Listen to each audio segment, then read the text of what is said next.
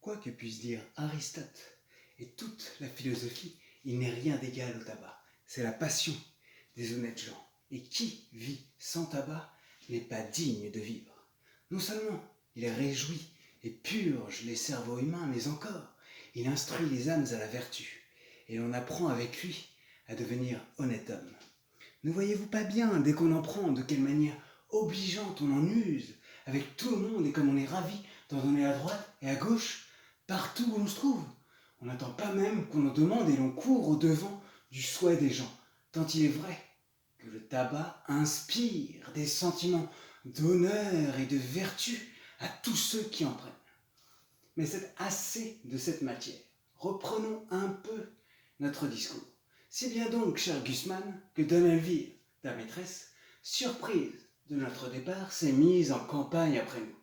Et son cœur, que mon maître a su toucher trop fortement, n'a pu vivre, dis-tu, sans le venir chercher ici.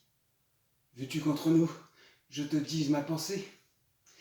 J'ai peur qu'elle ne soit mal payée de son amour, que son voyage en cette ville produise peu de fruits, et que vous eussiez autant gagné à ne bouger de là.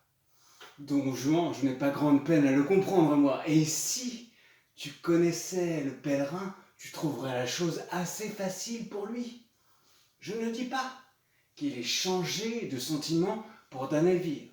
Je n'en ai point de certitude encore. Tu sais que par son ordre, je partis avant lui.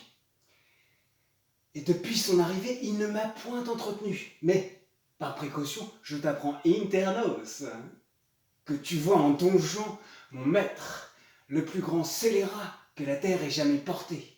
Un enragé, un chien, un diable, un turc, un hérétique qui ne croit ni ciel, ni enfer, ni loup-garou, qui passe cette vie en véritable bête brute. Un pourceau d'épicure, un vrai sardanapale, qui ferme l'oreille à toutes les remontrances qu'on lui peut faire, et traite de billevesée tout ce que nous croyons. Tu me dis qu'il a épousé ta maîtresse. Crois qu'il aurait plus fait pour sa passion et qu'avec elle, il aurait encore épousé toi, son chien et son chat. Un mariage ne lui coûte rien à contracter. Il ne se sert point d'autre piège pour attraper les belles, et c'est un épouseur à toutes mains. Si je te disais le nom de toutes celles qu'il a épousées en divers lieux, ce serait un chapitre à durer jusqu'au soir. Tu demeures surpris et changes de couleur à ce discours. Mais ce n'est là qu'une ébauche du personnage, et pour en achever le portrait, il faudrait bien d'autres coups de pinceau.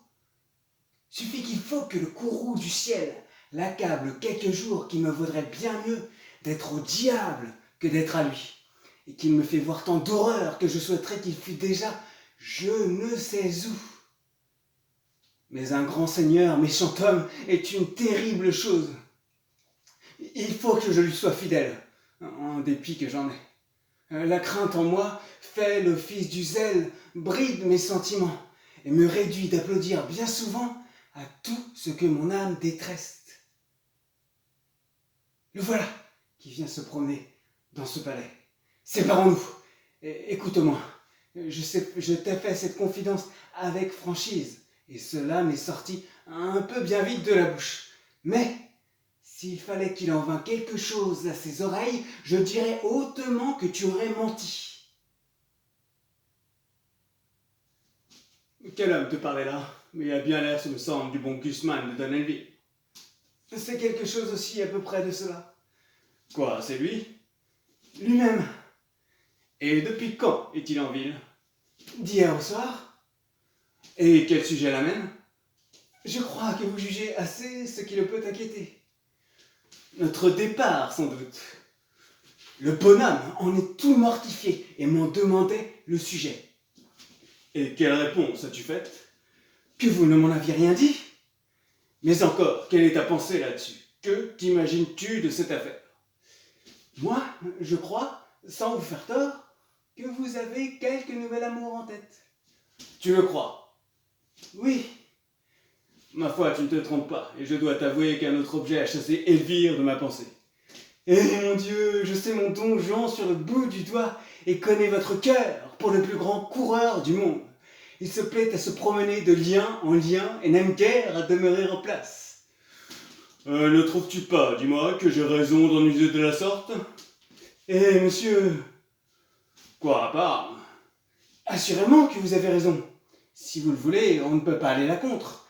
Mais si vous ne le vouliez pas, ce serait peut-être une autre affaire.